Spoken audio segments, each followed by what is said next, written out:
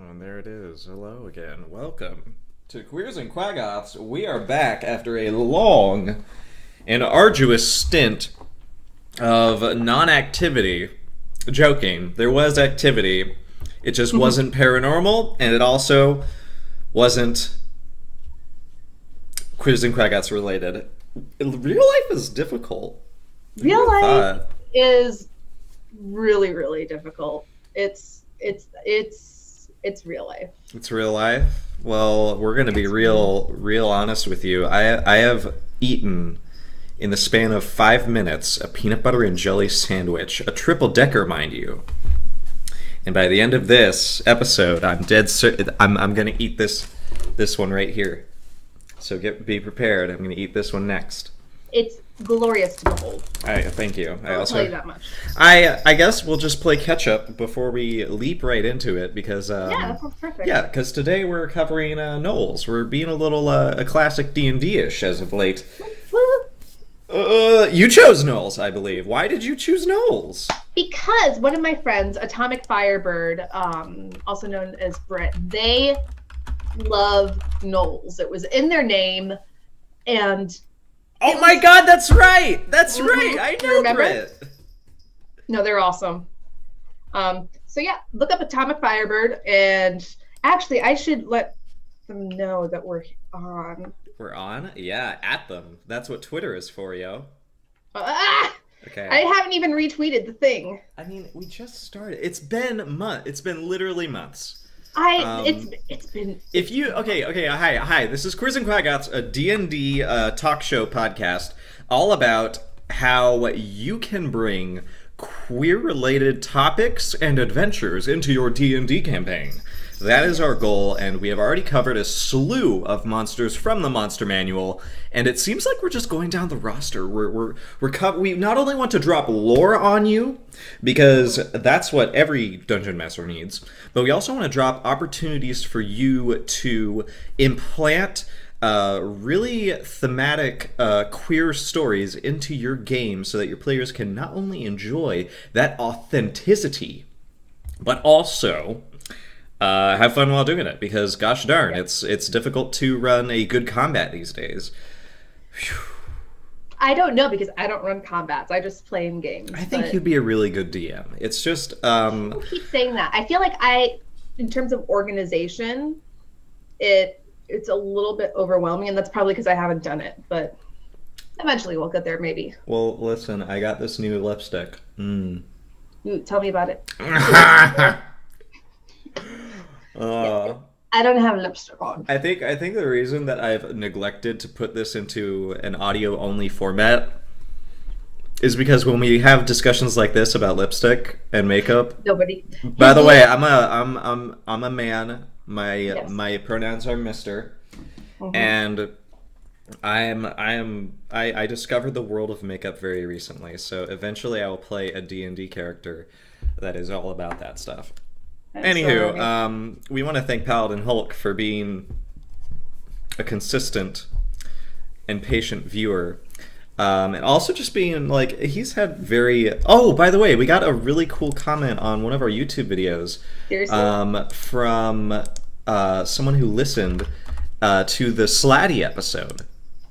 I love Slatty! Yeah, I want to just give a shout out to you, sir. I can't find your comment right now, but I really do appreciate, or madam, I really do appreciate your willingness to include Rembu, the Slad Lord of Colors, in some of your D&D shenanigans. It was such a great, yes.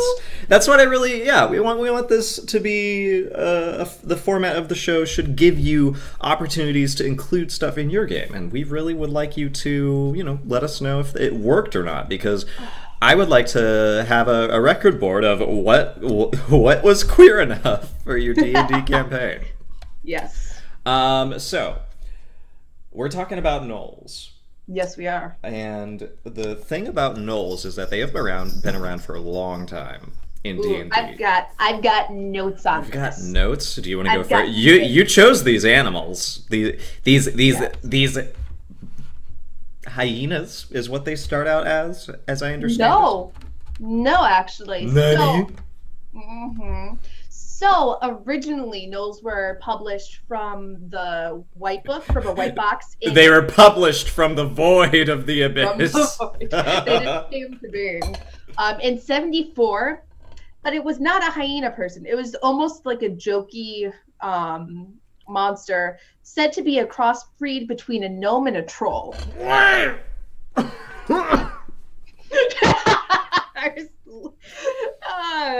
A gnome and a troll? Yes. Okay. Sure. All right. So that was where that idea, the Gnolls, officially kind of first. Oh my god, it's because gnome, troll, gnoll. Man, what was they thinking? Yeah. Right? So how do you go from that to this? Okay, so this is what happened. They knew that it was kind of ridiculous. Oh, really? Because they were like, maybe that won't work out as well as we thought it would. So between that, where did they get it? Yeah. Okay, basically Advanced Dungeons and Dragons, they realized how silly the concept was, so they instead changed it into a hyena-based, like, man-beast race. Okay. It was, like, really slapdash, like, evil. They're evil humanoids. They eat. They're cannibalistic. They munch and crunch. And this is mentioned in my sources a lot for some reason. Actually, like the monster block? No, they're profoundly lazy. And this is literally how this article,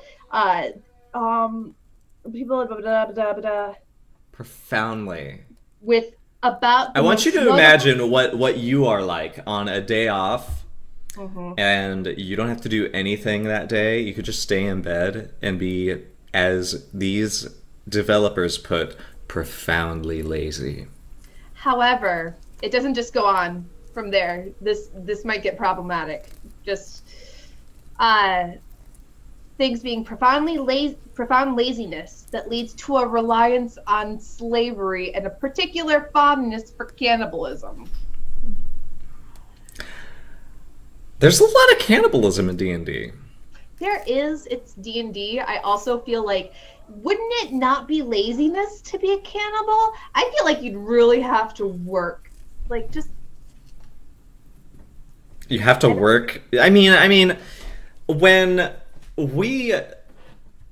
So let's just go into, like, the 5th edition lore on Gnolls, because they really came out of the woodwork for Gnoll lore. I mean, the monster manual itself has a lot of information on them. It also, when Volo's Guide to Monsters came out, they included a whole, like, there's like a big article, like, all about Gnolls and their origins and the ability to create a warband. Yes, it was really, really impressive. But let's just go ahead and focus on what Gnolls are statistically in their stat block, and let's go from there, because I think we can go into the lore really easily. But I want to know how I can kill them, because it sounds like they're immediately not okay. They're bad. They're it's a rough time. Listen. No, you're right. Kind of. I think Gnolls fit a very easy introduction adventure. Yes. The normal Gnoll only has 22 hit points, and it has 15 as its armor class. Yep. Most of its weapons will only do a D4 or a D6, unless it has a longbow, which actually does a D8, which is quite potent. Interesting. Yeah, and the real trick of these Gnolls is that you generally, as a dungeon master, you have a bunch of Gnolls, the regular Gnolls on this stat block, and then you have either a Gnoll Fang or a Pack Lord. And it's just one tier up from the regular Gnoll to sort of the leader, sort of the... as I said, there's a lot of options for what leads a band of Gnolls. Yes. And they're all really interesting, because Gnoll Pack Lord and Gnoll Fang gets multi-attack, but they get a little feature for their race called Rampage, and when they reduce a creature to 0 hit points with a melee attack, they can make a bonus action to move half its speed and make usually some sort of attack with either its weapon or its bite. It depends on which sort of Gnoll stat block you're using, but that's how this creature appears to be operating. That's a problem for me, because Really? because player characters have a lot of hit points, yo. It's true. So here's what I think is here's let's go through combat scenarios. Let's go through combat scenarios really quick, because the Gnolls will only have a good impact on 2 different scenarios. Okay. A rampaging attack on a village, or infiltrating their warband camp and having a big battle there. Or if you use some of the Volo stat blocks, because Volo's Guide to Monsters has a lot of interesting additions. Like, there's like a Gnoll Witherlings, which are like Gnolls that have succumbed to that cannibalistic frenzy within the warband itself, and they get resurrected as these like torn apart skeletons. Like, the art for it is really cool, but they're just as weak to their counterparts. But even though they have 11 hit points and 12 AC, they get multi-attack, as well as a new reaction called Vengeful Strike. I love this.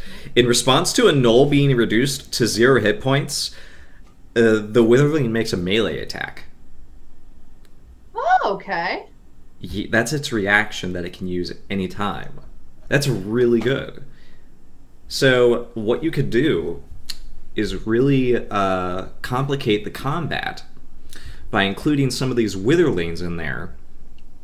And since Gnolls have low hit points to begin with, I imagine if they swarm a player character with low AC, they're going to tear through them no problem. That's amazing. Yes. Now, there are 2 others, the Gnoll Hunter and the Gnoll Fleshcrawler, and one extra one called a Flind.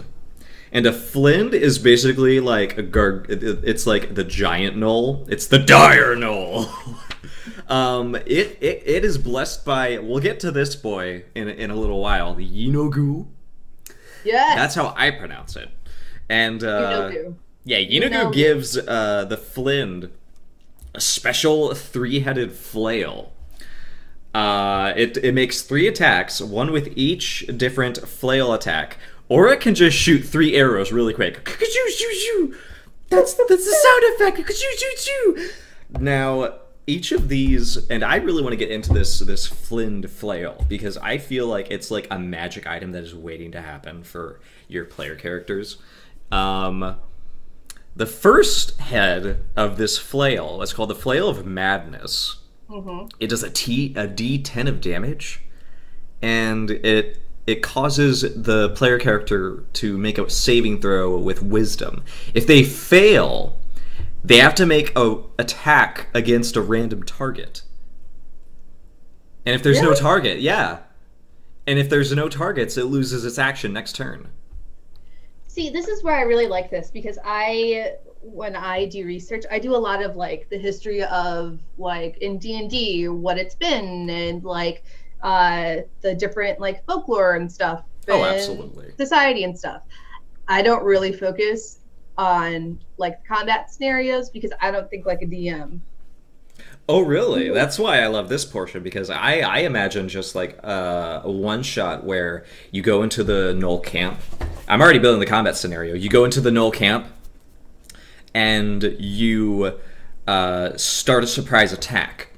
And you get through the first round of Gnolls.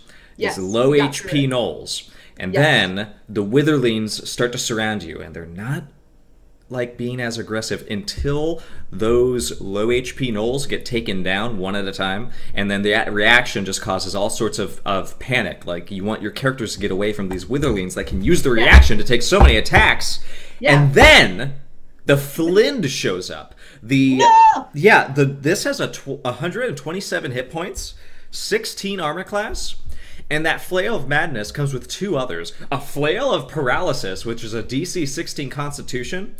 If it hits you with that, you're paralyzed. So many flails. That's literally one of the worst conditions you can get if you're in a big combat like this. And then there's the Flail of Pain. If you're tired of these DC 16 saving throws, you could just go ahead and take a D10 of weapon damage, because that's what the flail is, and then you take an additional 4d10 psychic damage. Nice. That's a potent amount of damage. By the way, that's for each of those. This flail uses 1 action to make an attack. I attack with all of those as a dungeon master. That's stupid. I don't like that. As a player, I don't think that's fair. I just don't like it. That's because you're a player. You don't see this wonderful toolbox that we dungeon masters have. Now, the other 2 Gnolls that are available in this the Volo's Guide. Oh wow! I just found a bunch of cool. Like Volo's Guide has such good pictures in it, but there are 2 others: the Flesh Gnawer and the Gnoll Hunter. They have like 22 hit points, and they have the same rampage ability, but they just have really different like weapons. Like the Gnoll Flesh Gnawer has 3 attacks, 1 with bite and 2 with its short sword, and until the end of its turn, by using Sudden Rush, which is an action, it can move up to 60 feet without invoking opportunity attacks. But the Gnoll Hunter, basically, it's like an advanced Gnoll, I guess. It does have the longbow. This special longbow does a D8, and the target's speed is reduced by 10 until the next turn. It is interesting. Like, you could have the Gnoll war camp have towers if it's a war camp that they've like settled on for a while, and you could just have the player characters getting hit by these arrows that slow their movement. So the Witherlings are sticking to them, the Gnoll Hunters are reducing their speed, and it's just a lovely scenario. And that's where I kind of want to advise my dungeon masters who want to maybe use Gnolls for like only 1 combat, or you want to slowly introduce the warband and have the Flind be like the epic conclusion to this terrible cataclysm that is sweeping across the land. Start with a village or a town, and if it can have guards, certainly, but Gnolls make quick work of it thanks to that rampage ability. Gnolls are not, and this is in the lore, Gnolls do not like attacking settlements and fortified castles or towns. They go for the outliers. They charge through, basically reveling on these low HP targets. You want to have low HP targets so that you can sort of describe. It's going to take a lot of miniatures, but trust me, it's going to make the players understand the damage that these Gnolls can do mechanically. And this helps invoke the damage that they do in the story and in the setting. That's what you want to use these mechanics for. You want to be able to invoke that sense of, I'm watching this combat right now, and if I weren't here, if we weren't here, this would be a total wipeout. And then you continue to lay on that, just make rumors. Like, have the tavern be filled with all sorts of talk about the village nearby that went silent, or a caravan that went missing. There are all sorts of, if you're using Gnolls as the enemies of your little adventure, there's all sorts of little things that you can do to just make the players consider the impact. And just remember that Gnolls don't like prolonged conflict. They love a slaughter. That's what you should be evoking in your combats. And that's really all I have in terms of, unless there's one more little issue that you can include, is that Yunugu has cultists as well, non-Gnolls that become devoted to him. You can litter these creatures, these people, here and there, if you're invested in it. And we'll get to why these people join Yunugu, but one thing you should really understand is you can basically add any humanoid stat block you want. You can have it be an orc, you can have it be a mage or a druid. You could go forth with whatever you feel is necessary. But just know that that's another option. Like, on top of that warband, you could have a cultist with this warband, maybe not leading it, or they're leading it, and pursuing Yunugu's aim. And I think that's where we'll start with our little lore section. What is Yunugu's aim? Why did he create Gnolls?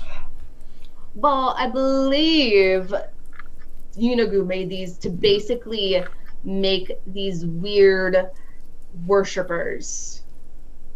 So he basically created his own race of worshippers. And this is from, in 4th edition, there was an issue of Dragon Magazine that was published that basically was playing Gnolls. It's a really, really good article that's where this started. So basically, the article portrays Gnolls as a race that they have this part of them that is demonic because they were, Yunugu created them, but they also have this primal, like, nomadic hyena because they're mutated hyenas part of them. So their whole existence is kind of like,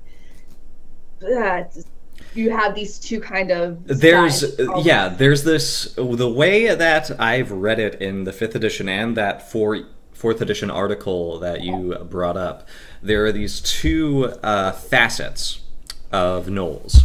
Hunger and belonging. I like that. Yeah.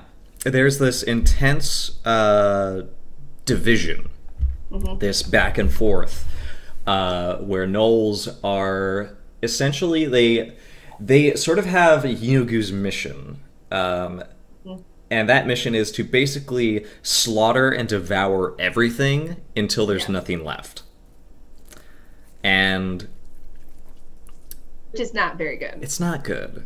But there is this, and the 5th edition actually does make this out to be sort of like a very important thing in the Gnoll culture, is that they go through a slaughter, they gorge themselves, and then they have this resting period where you really should stress that sense of, yes, did it. We're accomplishing Yunugu's final, like, mission. We're turning the world into his vision. And we're all united on this front. And that's something that I feel like is never stressed enough in some monsters in D&D or adventures, is having enemies that are totally resolute in what they are doing and understanding why. And this sort of, like, does put me into that idea that, yes, this is how, like, dangerous people are made. They commit bad things, and they form a community around those bad things. They form that sense. It reinforces that sense of belonging. I have to do these things so that I belong. Either that, or they not, like, it's very real. If you were raised in this environment, you grow up, and that's what you do. There's no other existence that you know. You haven't gotten any other. You haven't seen. Your worldview is limited.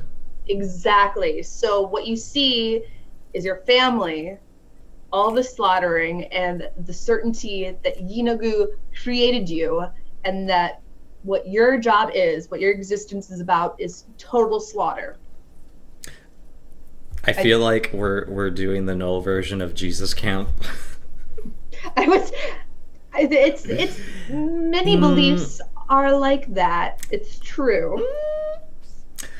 In any case, We're just not going to talk about that right now.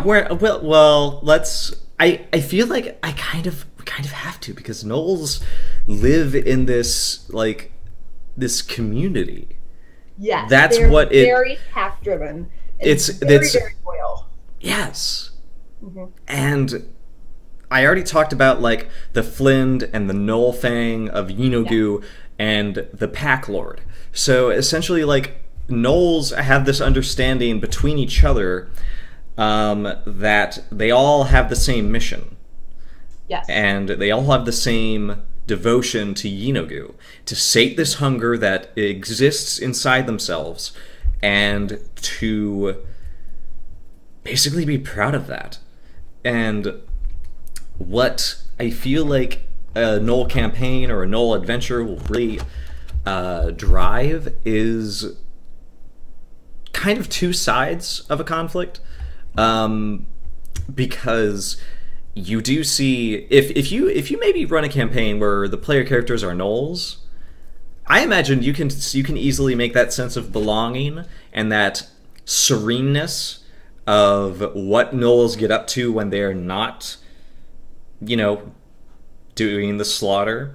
Yes. I imagine it's like hyenas playing, I guess. It's like a family unit, and the Pack Lord leads them, and not too often they may have a Flind in their midst who is a bit more aggressive in this manner, but I feel like you can build a warband that is just literally a family of Gnolls, or you can build a warband that has been gathered together by this righteous, and that's the word I really want you to bring out when you have cultists or higher tiered Gnolls, is that they are righteous in their devotion to Yeenoghu's vision of the world, that he is to devour all of it until it is nothing but ruin. Mm-hmm. However, I do want to mention that there are basically the majority, as I know it, of Gnolls do have Yeenoghu and do worship them. However, there are some that are more like nomadic tribes. 3.5 had Races of the Wild that described these nomadic tribes that had set themselves apart. So they weren't worshippers of Yeenoghu! It took me a while. Like, the word. Okay, no. So yeah, maybe I should distinguish. Maybe I should point out that the 5th edition approach to Gnolls was literally just me spouting, this is how you should invoke Gnolls in your campaign. They are all about the demon Yeenoghu, and Gnolls are evil fucking cannibals that need to be put down. That is the 5th edition approach. Yeah. At no point in 5th edition do they contest Gnolls are anything but blood-crazed monsters. In other editions, yeah, there's a few exceptions. 3.5 and 4th edition had a lot of interesting lore about Gnolls.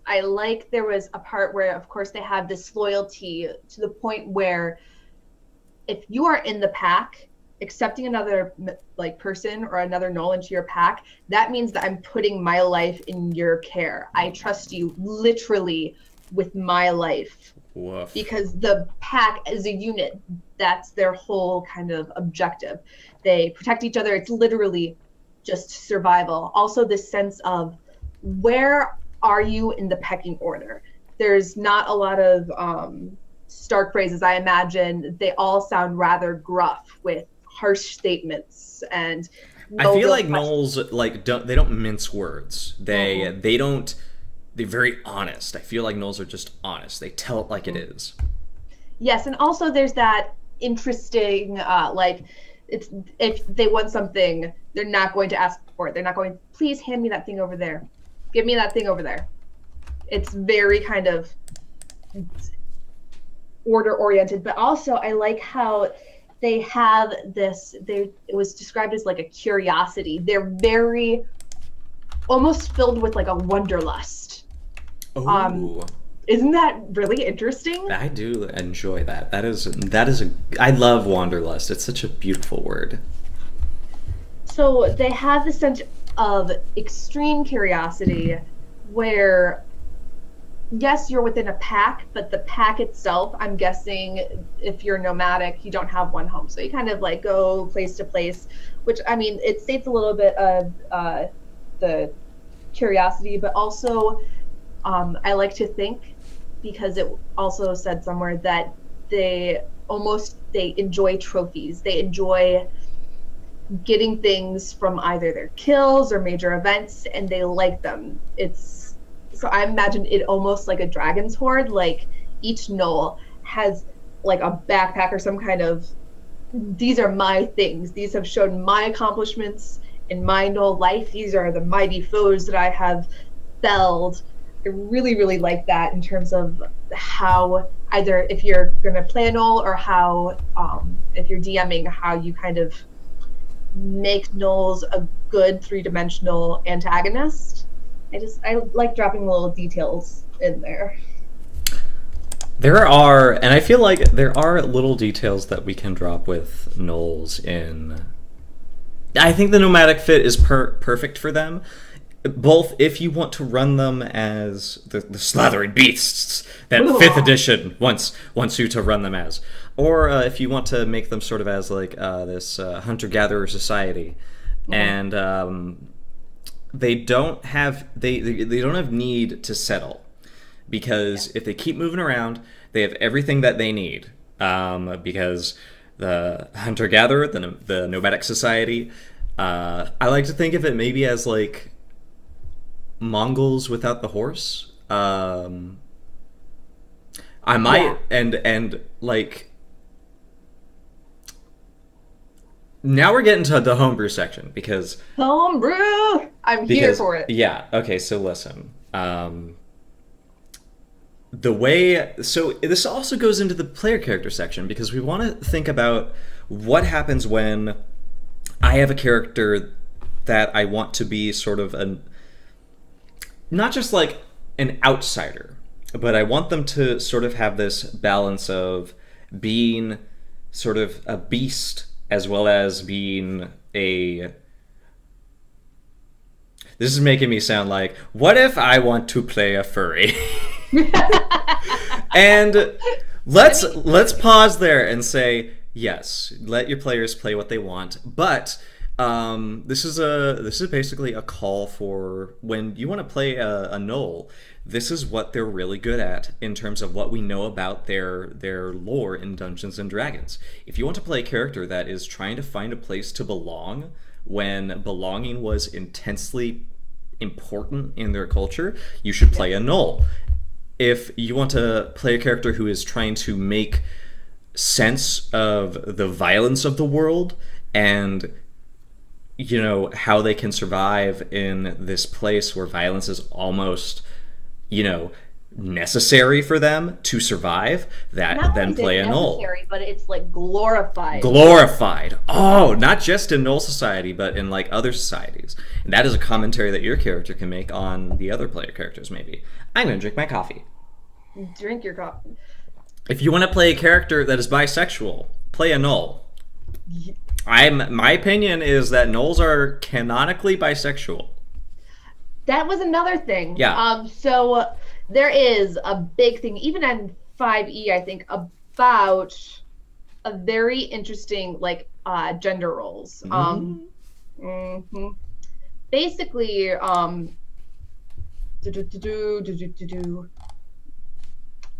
let's see, it's in Monster Manual 4, yada yada yada.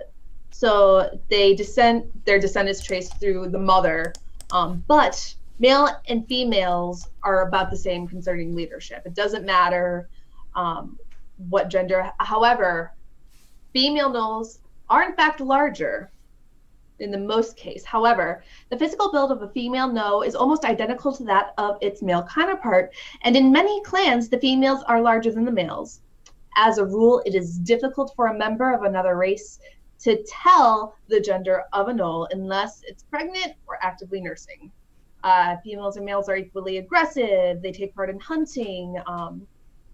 Although the leader of the clan is typically the strongest, lineage is usually traced through the mother. I like that or not the idea, but you see this in a lot of things D&D related, but you never see it mentioned through physical attributes. The idea that you have no idea what is gender, male, female. It doesn't really This matter. is something I wish we touched on more in our Drow video, our Drow episode, because like androgynous males are abound within the Drow.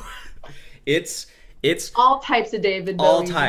all types. So this is like, yes, I think if you want, you can make Gnoll Society in your campaign run by a matriarchy, because Lord knows we need more of that, especially in D&D.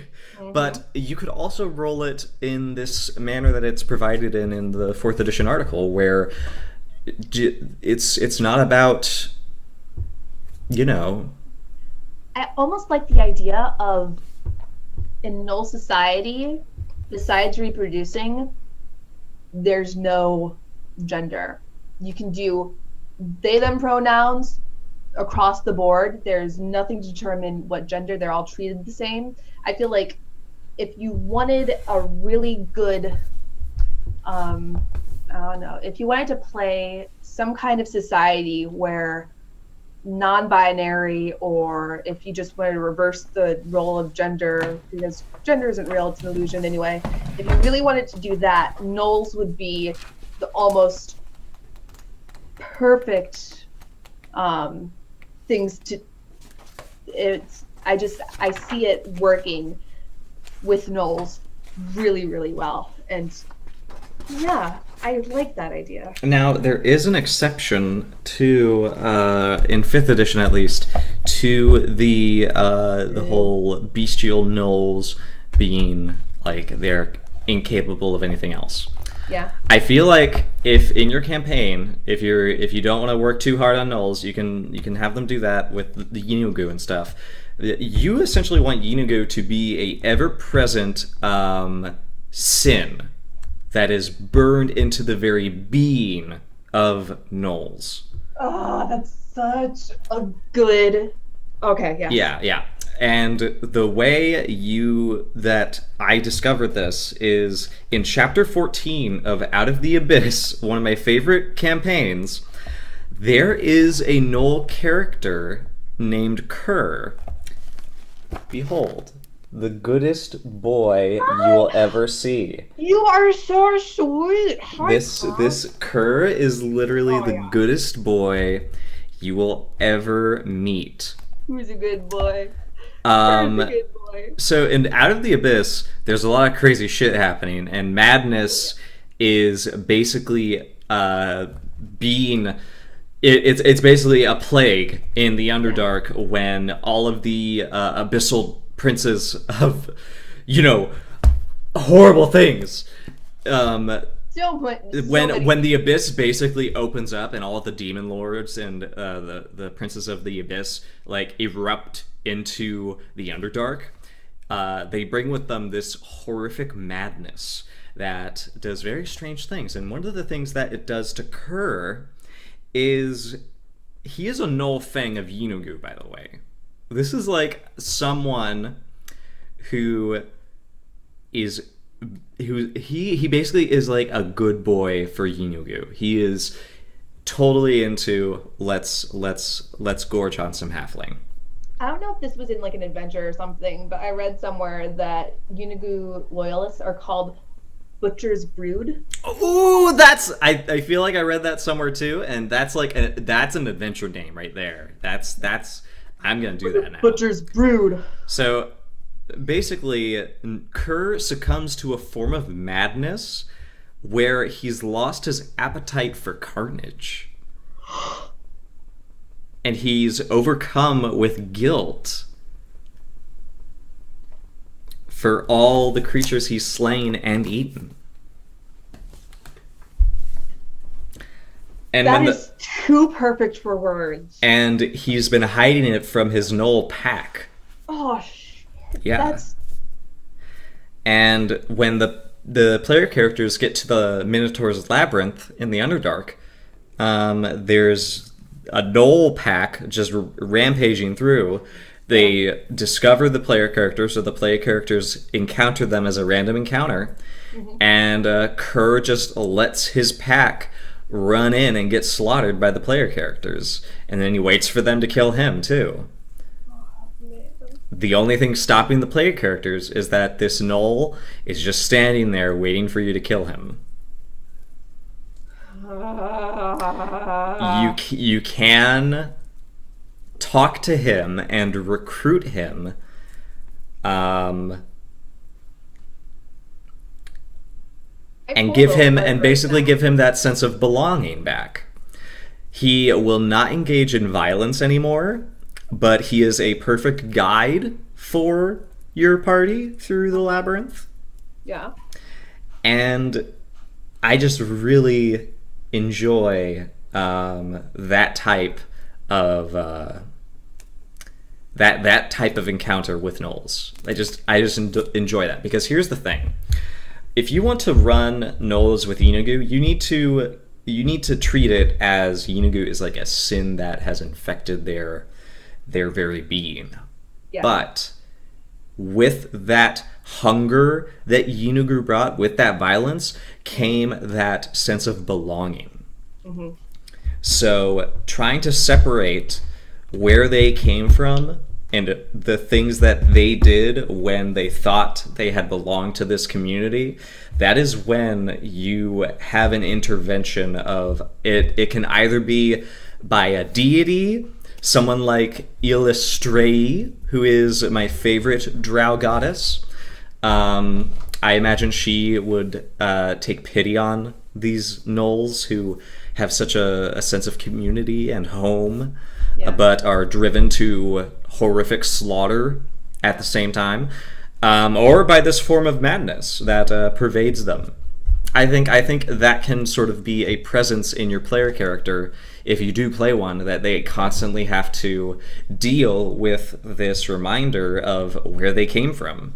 Mm-hmm. And whether you want to take that in sort of a redemption, or rather it's simply a fact that it's a part of them that they can't separate. I feel like that's where you can take your players if they want to go down that road, not only with Kerr, but because I honestly think that Kerr's encounter doesn't have to be in the Underdark. You could put Kerr's encounter anywhere, and you could just literally it's such a profound like a little one-shot dungeon run. And plus, I really like the idea of, like, I say that. I really like the idea. I like that. I don't like that idea. No, it deals with a lot of real life kind of subconscious. Well, we were raised to believe a certain thing, and if later you find out that thing's wrong, it's still a part of you. And how do you make amends for yourself? I mean, this kind of like comes back to me. Because we really have opportunities to, share our own queer experience with, the rest of you listening. Sometimes it's Dungeons and Dragons. We're talking about Monster from the Monster Manual. This is what I feel like you should be able to do if you have the luxury of it in a campaign, is using your own experience to evoke certain themes of storytelling that are beneficial to your party. So basically, I was not always the happy gay boy I am, obviously, because our American society has not accepted the gay in general. I lived in North Carolina when I went through this, and essentially, because of my Lutheran upbringing, I kind of did believe that I needed to cure myself of this horrific abomination of queeritude. And so I sought help. I went to go get help to stop being myself. that was like, I thought I was being an adult at the time. I thought I was like being a part of the church that I was a part of. Like, I was doing what I was supposed to do, and I was putting, you know, my belonging to this religion first before this incredible piece of myself that I was quite literally hating just because I was told I shouldn't be doing that. I shouldn't be that. And I feel like that is a story that you can evoke so easily in Dungeons and Dragons as a source of hope, because I did move on from that. I stopped trying to, you know, get help because I liked other men. I need help. That's such a stupid problem. Why the fuck is it bad to like men? Why the fuck is it any of your business what I like in my mouth? I like coffee. You like...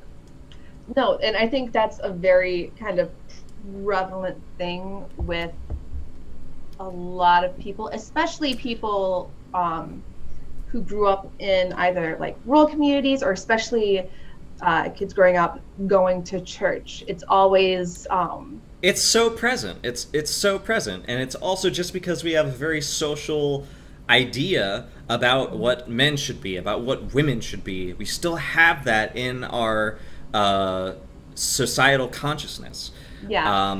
We don't want sissy boys. We don't want exactly.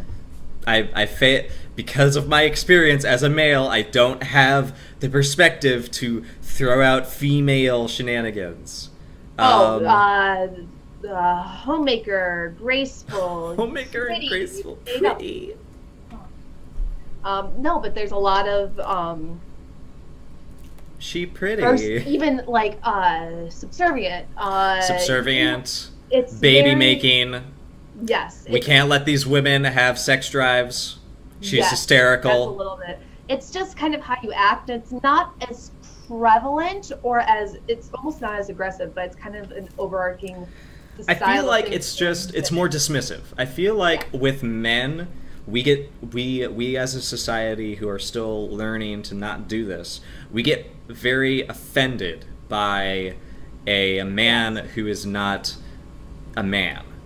Then when they are told this, or when they are faced with something that kind like of they should be ashamed of it. Like, no, we have to push them down. Yeah.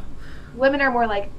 With women, I think it's more not rumor mill. I mean, it's more shameful. It's more embarrassing. It's not... also this idea, I think that a lot of things are almost kind of backhanded, what's it called? Like passively aggressive. Oh! It's less loud. It's more...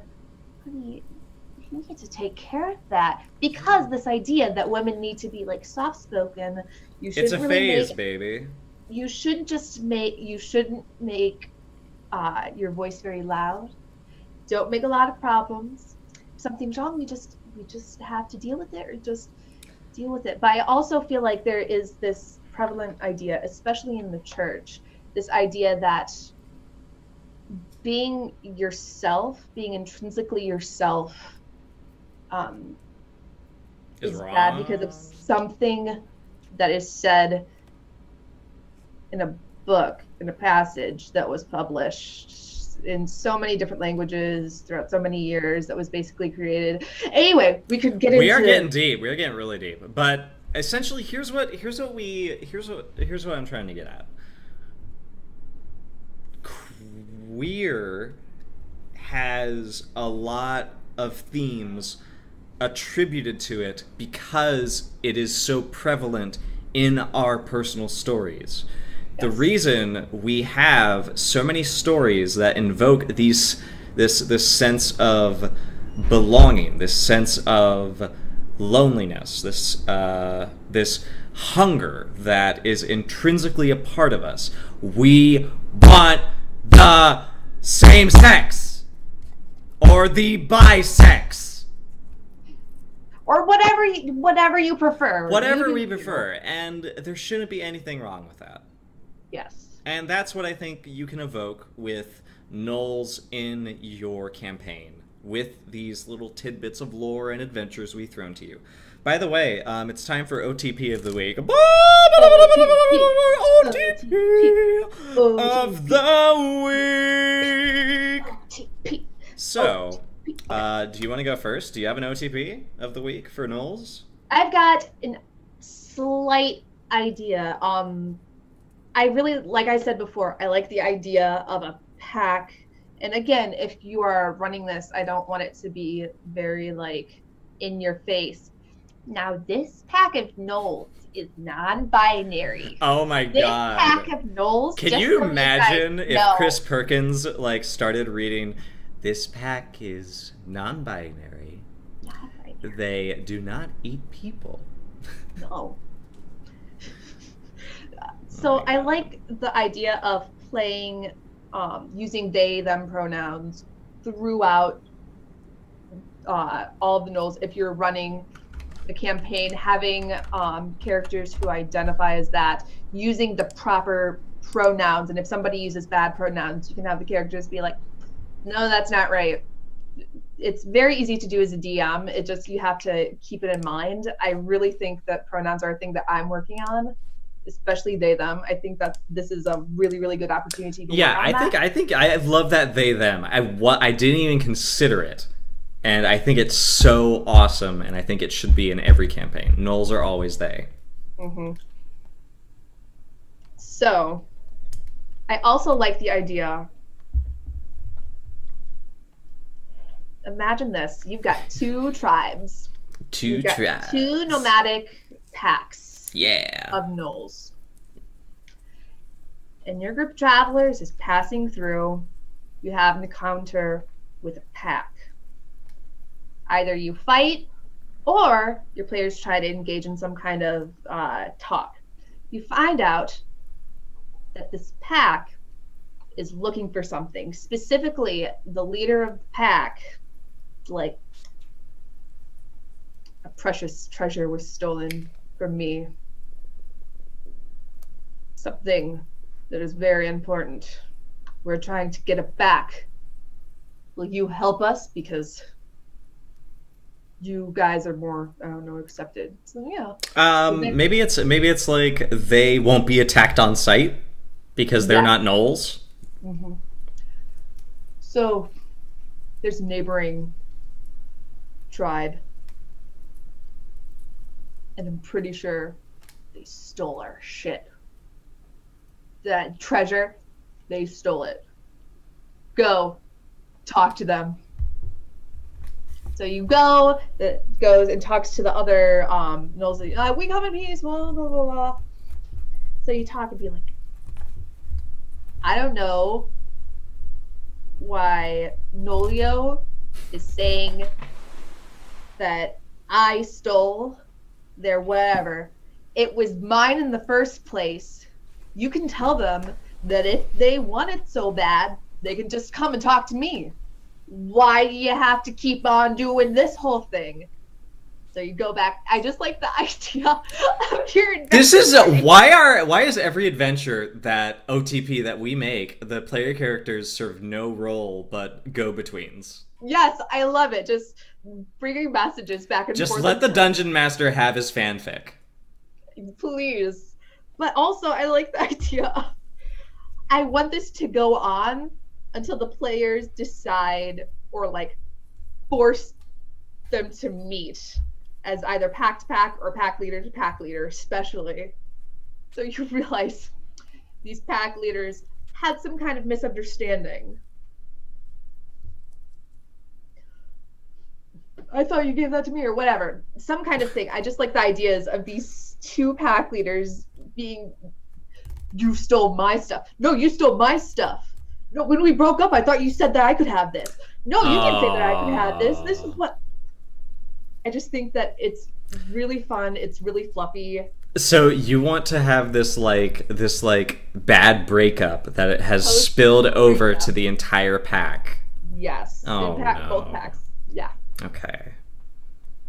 And I feel like the only resolution to that sometimes is just like a beat 'em up brawl where nobody dies. It's just like, it's okay. So have you ever seen the Trinity movies, the westerns? There are these westerns they're really old, and there's this guy named Trinity in them, and it is like the western of westerns, and Trinity is sort of like this go-get-em cowboy. He's dirty, he's unkempt, he's just like he just lives life to its fullest.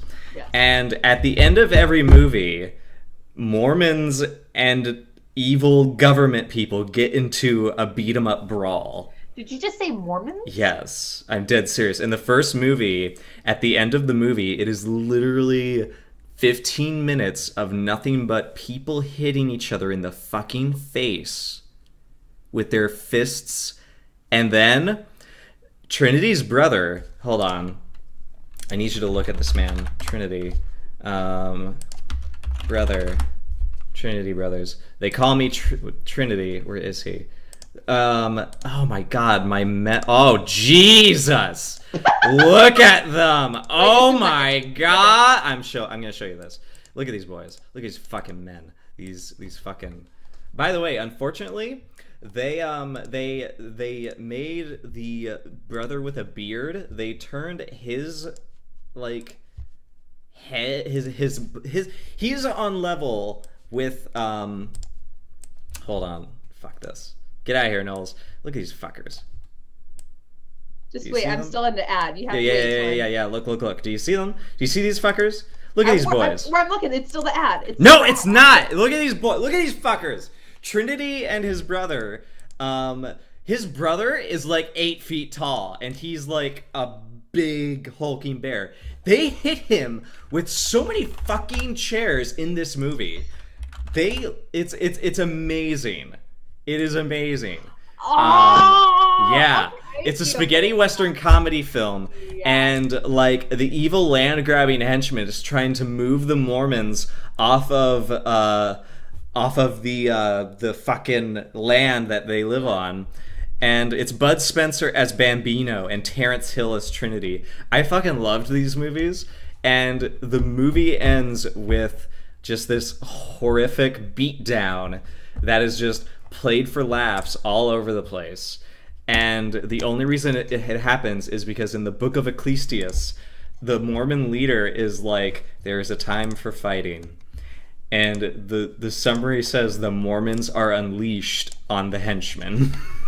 Book of Ecclesiastes? Yes. Is that a Mormon? See, I'm not a Mormon. The whole idea. No, it literally happens. That is the movie. Mormons get into a brawl. That's it. It's amazing. Watch Trinity. Make the Gnolls okay, here's the thing. Fuck OTP. Fuck OTP. Terrence Hill and Bambino are Gnolls. They are big, brutish brothers that travel the land, and Bambino got in trouble. He got arrested because he got into a fight because he's a big asshole. And Terrence Hill's character is just this wander guy. He just so happens to be in the same town as his brother. And he goes to the player character and he's like, guys, listen. My name is Terrence Hill, but I'm a Gnoll. I think you need to help my brother get out of jail. Because, gosh darn, these Gnolls just down the way discovered the good word of Illustrae, the drow goddess of dancing, art, and peace. Can we please just make a D&D version of the Book of Mormon? Like, this is based off Yunogoo's legend. Yunogoo's, yeah. Except there's this prophet who found this golden plate in the ground, and nobody can read this plate, but he said that there's a new holy place where Yunogoo wants us to go, and that he was the new prophet. I feel like we maybe... Okay, listen, just watch They Call Me Trinity. It's a spaghetti western. It's amazing. Just make Bambino and Trinity the main PCs. And they each want to save this pack of Gnolls who have decided to settle on this land that the greedy Lord of Waterdeep wants. He wants to get off that land. And in order to do that, he hires another band of Gnolls to harass the Mormons. And they have to get into this big fight. And Trinity the Gnoll gets the hots of two Mormon women who are like, "Oh, Trinity, he's so filthy." And they're like, "Let's give him a bath." And Trinity has a bath, and the water turns to mud, like, immediately when he gets... Yes. They give the character Trinity a bath. The actor is so fucking dirty that he gets into this wooden tub, and it literally, like, turns into a mud puddle. It's one of the most fucking disgusting things ever. But holy shit, Terrence Hill is fucking hot. Oh my god. Jesus Christ. And, and he eats food. He goes... So here's how the movie starts. Here's how your campaign starts. Terrence Hill, the Gnoll, goes into a tavern. He's half naked. Everything he's wearing is in tatters. He has a gun or whatever at his hip. And he just sits down, longbow, yeah. And he's like, I'm hungry. And he goes to the back where the food is being made, and he picks up the entire fucking stew pot and eats it. He eats the whole fucking thing, and he just looks at everybody while he's doing it with this fucking coy ass grin as he just eats it. He doesn't even, like, keep his mouth closed. Just dribbling down his, like, dog face. And then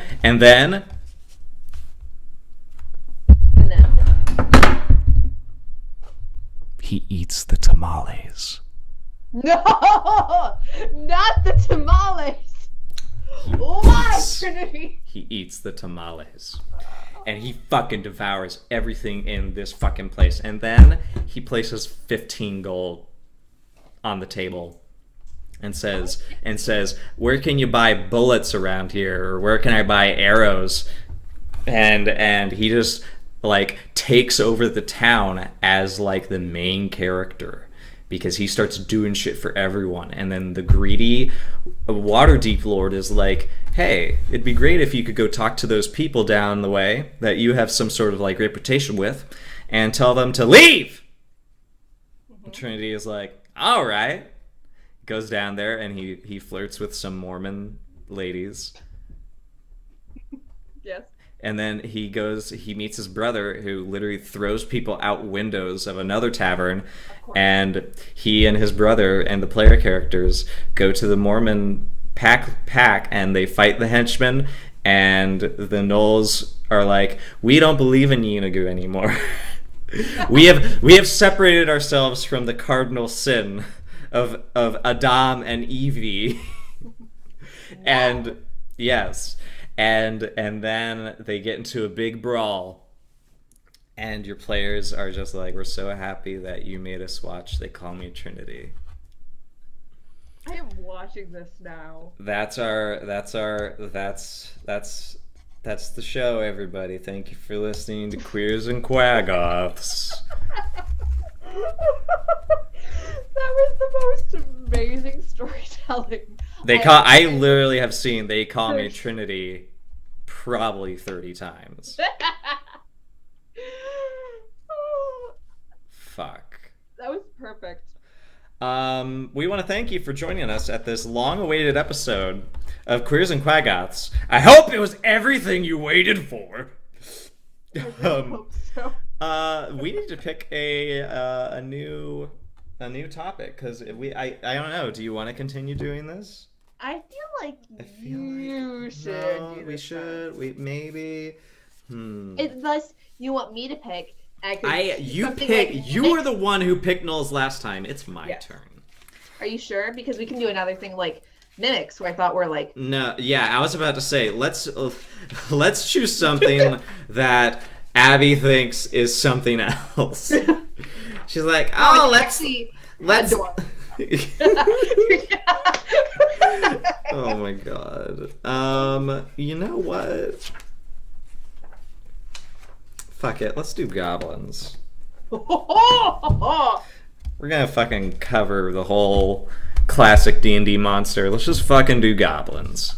Let's do it, everybody. So next week, maybe, we'll continue Queers and Quaggoths with the epic tale of gay goblins. You know what, Paladin Hulk? I am considering doing all goblinoids because I feel like they're all connected intrinsically. So I think we will. Now that's like 4 monster sets that we would have to account for, but I feel like we can do it. I feel like goblinoids will be our next gablins. Yes, thank you, B1 Sonic. We will cover gablins and the gablin cousins.